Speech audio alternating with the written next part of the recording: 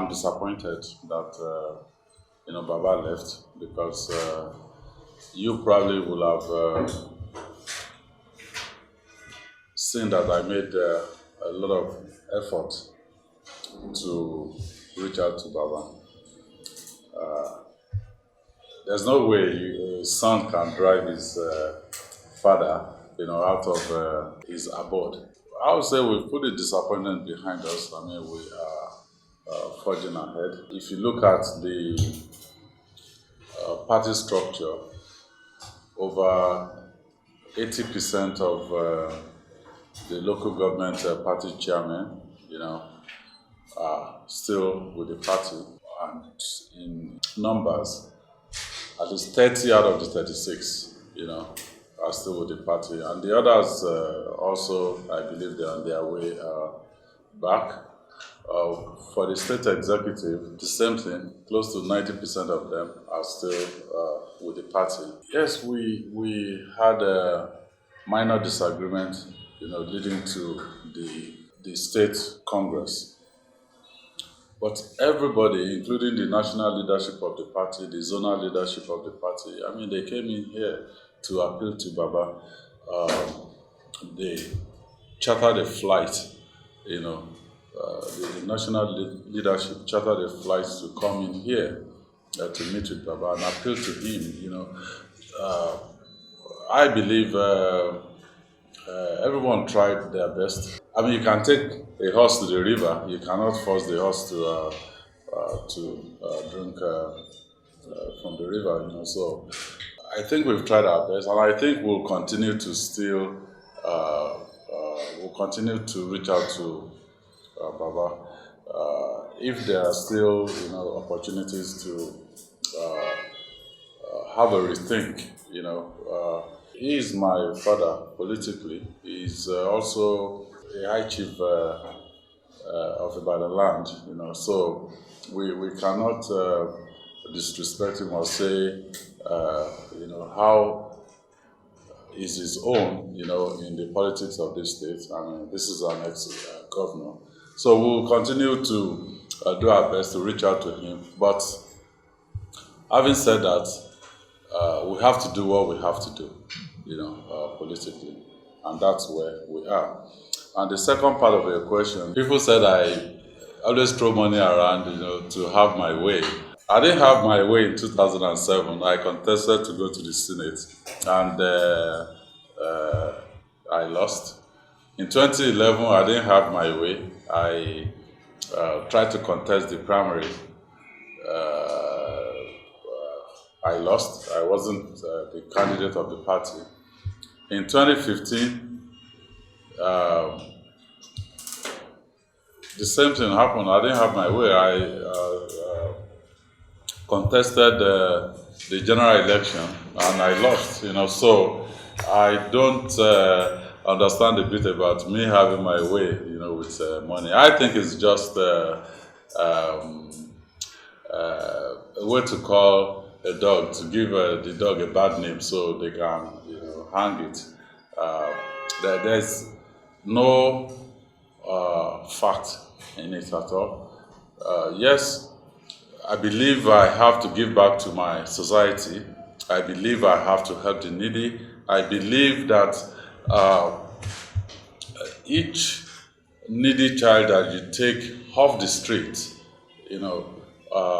it's less one 419er in the future, it's less one armed robber in the future, and each child that you turn around for the better, it's an addition, to the economic power of this state. So, irrespective of what people want to say, I believe it's the right thing to do for me, and we'll continue to do that. If you look at 2015 general elections, I mean, if you go back and look at the results, you probably notice that Governor Ladaja also lost. I mean, he was a candidate in that election, so he lost. 2011, he lost also. So a tree doesn't make a forest. I would say it's in Yoruba. sometimes apako okwe, that is, you have regular people, can come together and they beat the masters, at their own game. So this is what I have noticed, as the trend politically right now. A lot of ordinary folks are coming together. They are energized. They are being motivated, by the promise of structured leadership, good leadership for the party and also for the state eventually. And more people are, making a turnaround and coming back to the party. The door is open, for people to come back and, come realize their, ambition within the structure of the party. So, if anyone is saying it's an empty party, they are far from the truth. You have, the leadership are more or less still intact. You can do a check by yourself.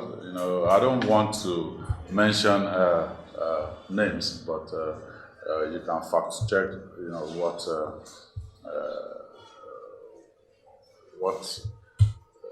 The facts that I've given here. Yes, the second one, as a stakeholder, has there any time governor, ex-governor can have enough to pick the ticket? Well, the bit that I heard in the news as I visited him, to convince him to, come back to the party. Yeah, he became a governor under the banner of PDP. So PDP, I presume, is his natural habitat. And this is also the type of visits that you see on a daily basis within the political environment. We visit ourselves. Other parties visited me, but I didn't go to the press to say they've offered me anything. You just keep pushing on, because at the end of the day, what is all this about? It's about service to the people, yeah?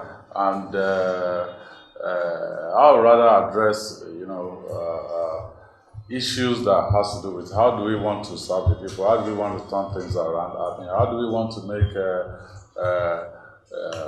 a good model out of our state. So yeah, I visited him. We had discussions, and what was reported in the press was far from the truth. And I've heard from other people who visited him and said, well, this is where if it's Seyi Makinde, and I said, well, yeah, I should prostrate for my father, not the other way around. So, I don't see anything wrong with that. Of course I did. The first part of the question is something that I've preached, since the period leading to 2015 general election. Seyi Makinde is from a very humble background. I was born at Isaliafa. I did not fall from the moon. I grew up in this environment, and the biggest challenge, just like I mentioned in 2015, which you still have up until this moment, we have 5 major areas that we want to focus on. We have health, simply because we believe that health is wealth. A healthy population will be productive, and then the society will be better for it if your population is healthy. We have education also. Uh, we've all seen the challenges that we have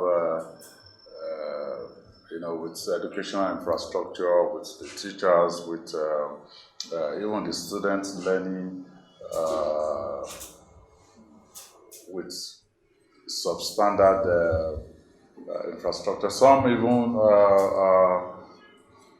are using used tires, as their desk. And when I went to a public school, when I got into Bishop Phillips Academy in 1980, they gave me everything. They gave me chairs, tables, textbooks, notebooks, rulers, pencils, and it will interest you that that particular year they had unprecedented enrollment because we were all taken from primary school to secondary school. So some people did the planning. They knew the enrollment was going to be, times maybe 10. They did the planning. We all went out there, and 5 years on, I had the best result in the history of Bishop Phillips Academy as of the time I graduated. So, moving on with my life, leaving the university, going out to work, and facing the challenges out there, I am a subject matter expert right now on fluid and gas metering. So I can stand my own with anyone from any corner of the world. And I'm a product of, the free education. I mean, that was the foundation of, what I later became in life. So, are we giving the same opportunity, to the folks out there right now? The answer is no. UNESCO did advise, about what percentage of your budget should be devoted to education. Should be between 12 and 15%. Yeah? I looked at the 2017 budget for Oyo State. It was a total budget of about 208.7 billion.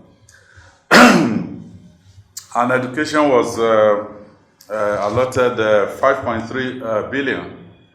And these folks were being clever by half. They now put in their teacher salary 27.9 billion. So we can add it together and say, okay, what percentage are we talking about now? Yeah, suddenly it's gotten close to the UNESCO budget benchmark, right? But fast forward to 2018, the same 5 billion, they passed the budget of 271.7 billion naira total budget for 2018. Education still has 5.6 billion, 300 million more than the previous year, but teacher salary has gone from 27.9 billion to 19.6 billion. Were some teachers sacked? So if you add the two together, we're right around 9.2%. So I really feel the true figures, that I'm going to take from all of this is what they've allotted to the Ministry of Education, and that's 5.6 billion. So that's about 2%. So we're really far. We will ensure that indeed and in truth, at least our first year, between 4 to 5% of the state's total budget will be allocated to education, because education will give people knowledge, give them exposure, and then they can take themselves out of poverty. So that is consistent with our cardinal program of taking people, beyond the poverty line. And we will also adhere to 30 child per 30 children per class. The previous year, they allocated more money to teachers' salary than this year, and then, I mean, each time I think through this, I just, don't understand whether it's voodoo economics that we're really talking about here, or something that is real. And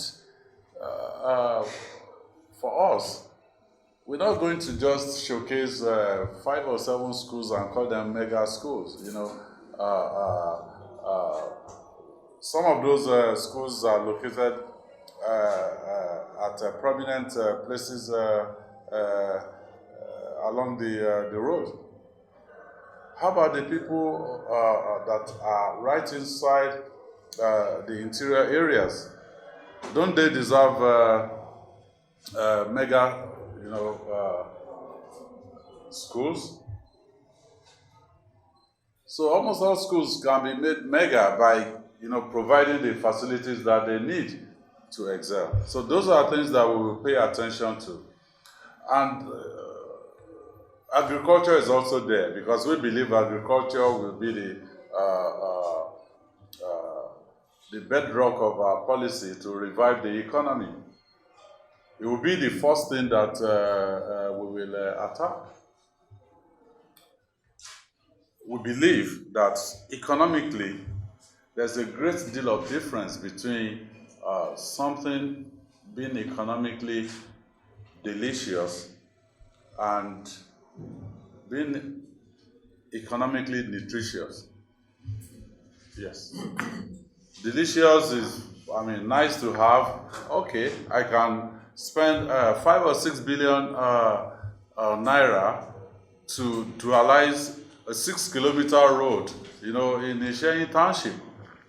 I can spend that 5-6 billion naira to fix the road, from Ishenyi to other areas, where you have agricultural products, getting rotten because they are not able to bring them to the marketplace. So Kosheleri concepts, okay, you have the dualized road, 6 kilometers, but from Mania to Isheyi, you'll be lucky if your car is still in one piece by the time you get to Isheyi. And after Isheyi to Kishi, the same thing. So we will focus on things that will bring nutrition economically, to our people. Okay, Ogun, it's a no-brainer for us. We know you have a large expanse of arable land.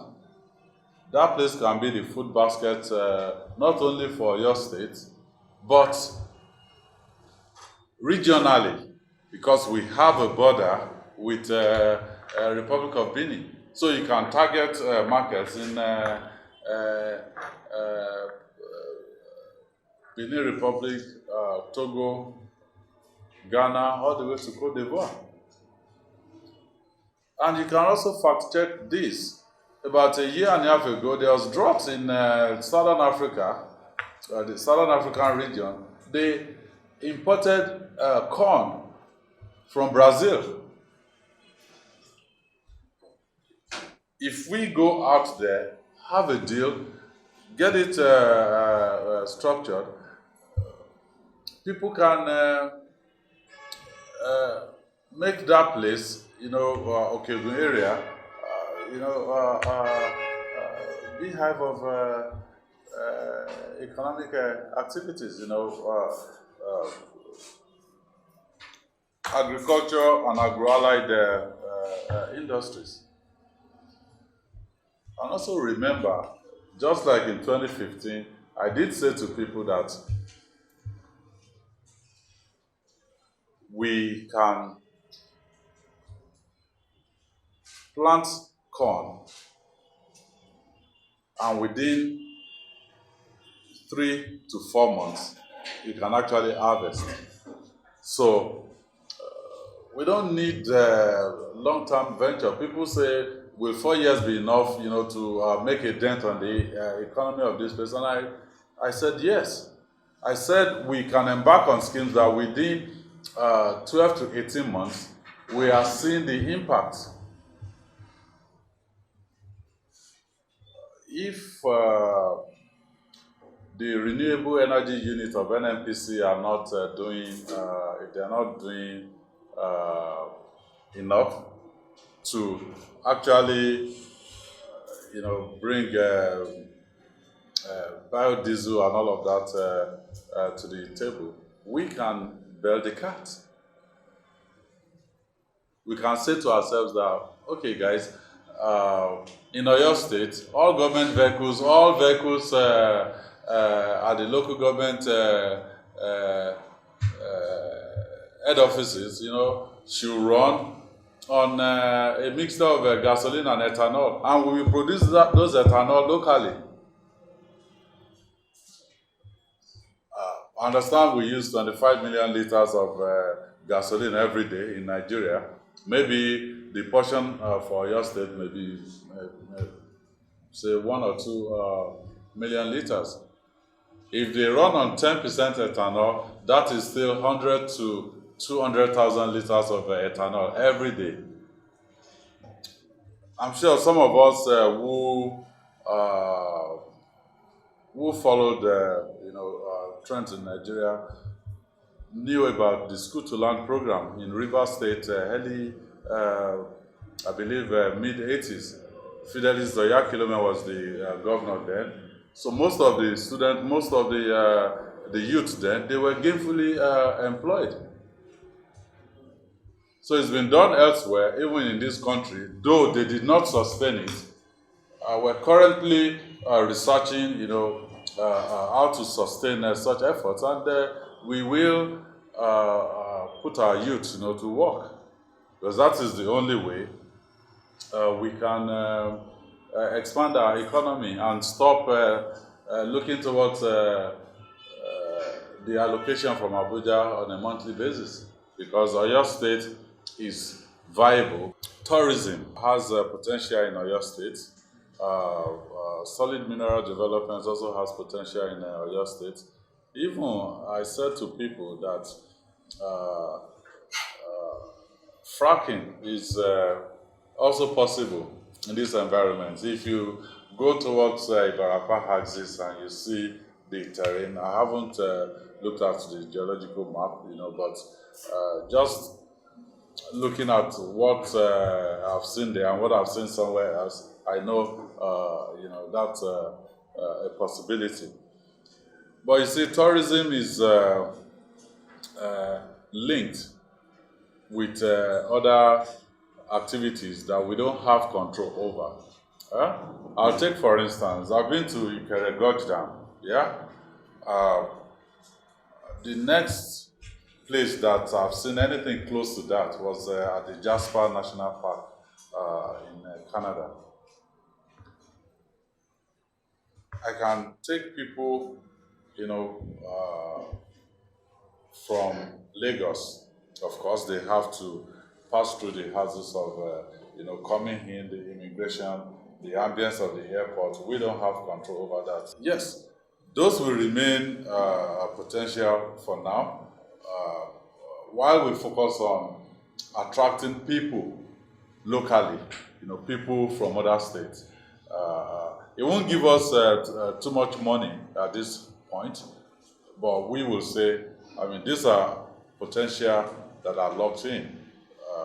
We don't want to spend people's money like they did at Tinapa.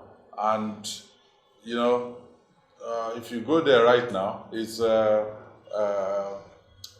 practically dead. if you go to, I've been to Akwa Ibom, the Ibom Meridian. Nice place. The golf course, fantastic. But are they attracting the kind of the number of people that can make that place to be economically viable without the government subsidizing? My answer is no. So we have to be mindful of that when we're taking our decisions. We're not just going to put money. Yeah, we have the suspended lake at Ado Awaye. We have beautiful places here, but we need to fix our roads first. If I have to bring in visitors, and from Mania to Isheyin, the road is in this terrible state. It will just turn out to be schemes to, spend government money without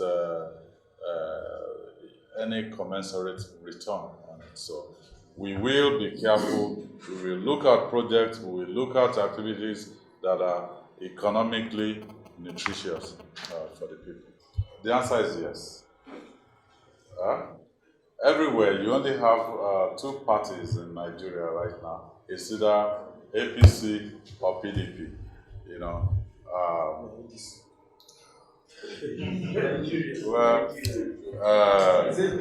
ADC. The last I heard of ADC, because I actually met a guy on a flight from Johannesburg to Lagos, and a Lebanese guy, and he said, he was going to Port Harcourt, right? And he said that he was expressing fears about getting on the local flight then. And I said, look, what do you mean? The flights are okay. He said, well, they told him about Cabo Cabo, that's, then it used to be Cabo here. They thought they call it Cabo Cabo, that's the way they are viewed, outside. And then he also mentioned ADC. I said, well, that was Aviation Disaster Company, because it's crashed twice. So this is probably African Disaster Congress. That's what that's what ADC, stands for. So we're confident, about our chances in the coming election.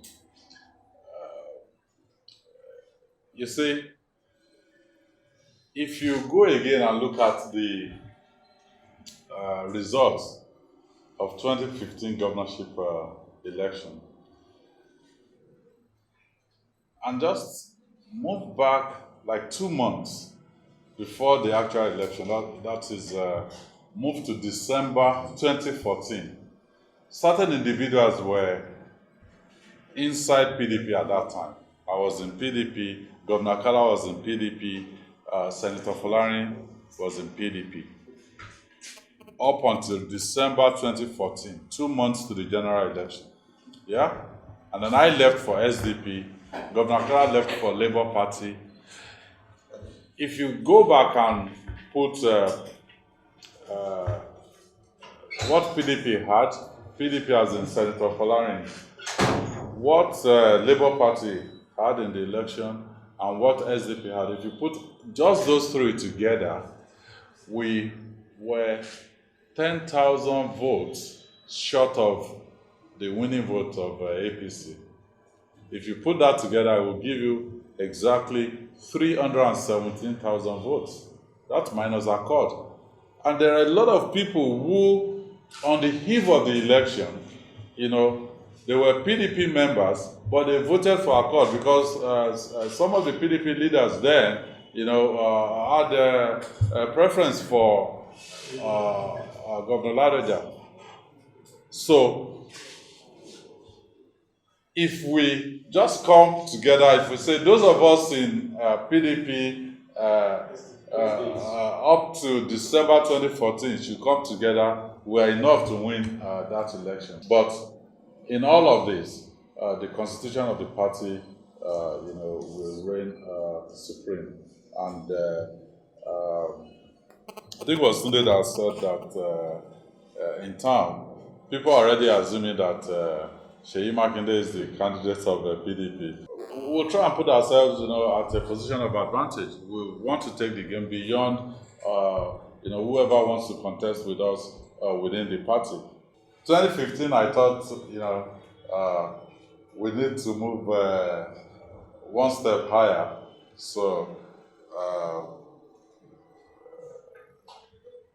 in 2007, it was my first outing, and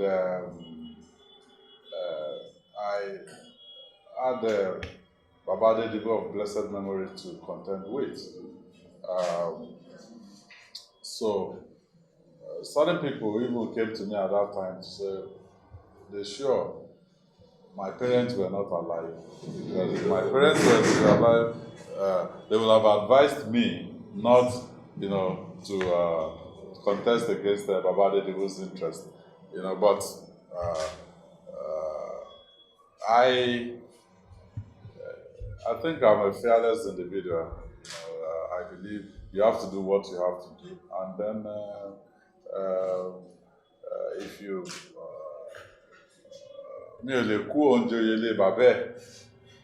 so in 2011, I thought I was on my way to defeating the incumbent senator then, but I guess the party hierarchy felt otherwise. But in all of this, remember that I kept on meeting people. During the senatorial contest in 2007, I met quite a lot of people. I was in PDP, then I moved into ANPP. Then 2011, we're back in PDP.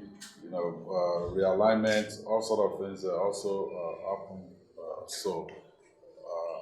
In terms of one's network, I think between 2007 and now, it's a lot wider. Also, in terms of organization, there's a great deal of difference between contesting for a senatorial seat and contesting for a governorship seat. Yeah? You may think senatorial seat is just 1/3 of the state or the governorship seat. The difference in how you organize yourself, your campaign structure, it's times 20 in terms of coverage, the areas that you have to cover. So it was a big learning point also for us. Also a big learning point for me personally. After the first election in 2015, we were called together to try and negotiate, a common candidate, to face the APC. And then I assumed that, the only way we can defeat APC would be if Governor Ladoja and Governor Kala, if they work together, But again, after the election and we did the maths, I found out that really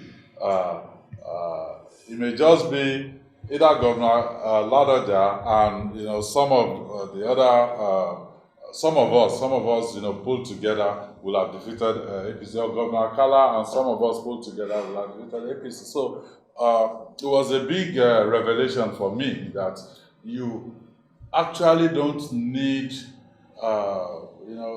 the so-called Irokos. Yeah? Yeah, you just need a a lot of shrubs, and then the forest will be formed. So I mean, that was a big learning curve, and also we we looked at how we organize our agents, at that particular time, and sincerely, we're gonna do better this time around. But this time around, Akala, Ladoja, and you are still in different parties. We are looking at the possibility of a repeat of what happened in 2015. No, it's a little bit different now. Remember that I'm back in PDP, yeah, and most of the folks that were with Senator Folarin in 2015, they are still with us. Where their major votes came from, you go and look at the results again. I defeated SDP defeated PDP in Ibadan land during the 2015 elections. Yeah, so and that's Senator Folarin's catchment area. Where the votes of PDP came from then was from Okeogun, which has Senator Seyi Agbola. He is still in PDP. Also Ibarapa with Right Honorable Muraina. He is still in PDP. The only person that contributed significantly to PDP votes then, that's not here right now, is Honorable Bonfik from Surulere Ogolua. Yeah? But Senator Adesina is there right now. He's still in PDP. So, I really believe that the mathematics is, coming together. Yeah, it's coming together and it's really in our favor. So we don't have anything to fret about. Like clash of interest, I don't know, maybe, but until you're done with the governorship primaries, you probably won't know who is going to throw their hat in the ring, who is going to win, So all of those are just speculations, people like to speculate a bit. But I can tell you that Baba didn't tell me he wanted to contest the governorship of Oyo State again. In fact, he said that he wasn't interested in the governorship position, but he wanted all the state executive member of the party. That I couldn't explain, and he will be the only one that can explain that. Really,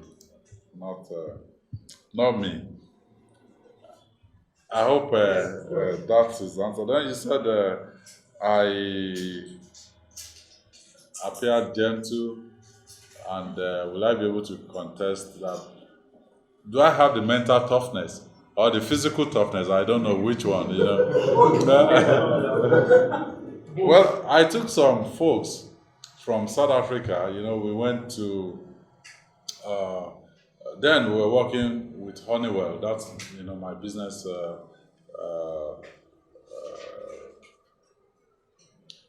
my business side of things, right? So I took the folks from South Africa and we went to Phoenix, Arizona.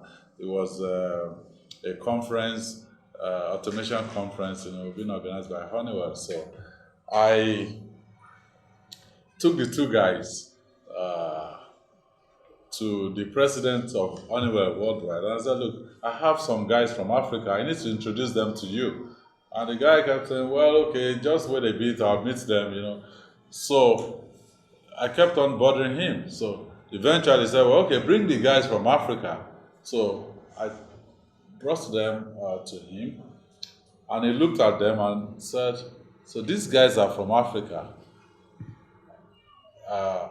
Because they were white South Africans, right? And one of them said, well, yeah, we're from Africa. We're like him when you're not looking, So if you turn your back on us, whatever this black guy is able to do, we are also able to do all of that and even more. So I'm like that when you're not looking, when you turn your back when you turn your back on me. Well, I think what I'm trying to say is, yeah, we play politics differently. Yeah, we have reasons why we're uh, into politics, individually, and also we have various ways of tackling issues and dealing with issues. But I can give you the assurance that I have the physical and the mental toughness, to face the challenges of contesting for an election, winning it, and running this state efficiently. I mean, I've done it in the business world, and I can do it, in the public sector. So, um, and then in terms of movement from SDP to PDP, you'll be aware that there's an MOU signed, between PDP at the national level with all the other political parties. Watch out, in Oyo State, this will be implemented. Yes, we will domesticate that MOU. So don't let us fret yet. We may have one candidate, for SDP, for PDP, and for all those other parties. Uh, the only one I don't know about is ADC, because, like I said, we must avoid disaster at all costs. Well, I'm sure that aspirant, let it be on record. That aspirant you're talking about is in the exact same position I was 11 years ago, in 2006. That's the way I was, looking at people. But after being beaten severally, now I know, the difference between khaki and leather. So he hasn't contested any election just yet. So we need to wait until he has contested an election. And mind you, when you lose an election, you actually learn a lot more than the fellow that has won an election. So that's my reaction to that. And on the issue of the secretary of the party in Oyo State and my name, being all over the place, I think it was just a ploy uh, to give me a bad name, and then so I could be hanged. So uh, uh, if Baba said he wasn't going to contest, then what does he want to do with all the ESCOs? I mean, he said to me, look, well, he didn't say it to me directly. So people came to me and said, well, Baba is holding this thing for you in trust. And I said, well, okay, let me hold some of it as well. So I don't think that was a bad proposition anyway. So in this state, and if you're talking about, the Ibadan, traditional institution issues, I believe in several fora I've been very clear about the fact that I stand with the Kabiyesi, the Olubadan of Ibadan land. I'm not changing my mind. Nothing has changed. That is the situation. Yeah. Uh, I believe I said it when I was giving the CCI award that if the if the if the town breaks into two, I will align with the Oba. In Yoruba, àtẹ̀tílu bá pín sí méjì, Tọba làwa ṣe, and tọba náà là ń ṣe. So, I don't have no issue with Aláàfin of Ọ̀yọ́. Is my father, and we relate cordially, and so also with the major the Sean of Ogbomoso, Iba Kishi. We relate very well, and I don't have no issue with them. I believe the next election will be won and lost on the support of the ordinary folks on the street. And then there's an agreement between APC and PDP, yeah, but I don't know if you've seen a copy of that MOU. Okay. There's no ambiguity about who has the muscle, and the setup and the organization to produce the presidential candidates of that alliance. So that question really should be directed to ADC, not. I want to thank you guys, for coming. And my message to the people of Oyo State is that they've endured certain things, over this 7 years plus. I want them to know that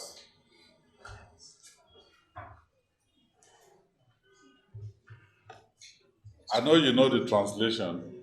Yeah? I'll say it in Yoruba, and then you can put it in your own words, yeah? My last word to them is, Tí ẹkún bá dalẹ́, ayọ̀ ń bọ̀ lówùúrọ̀. That is my message to,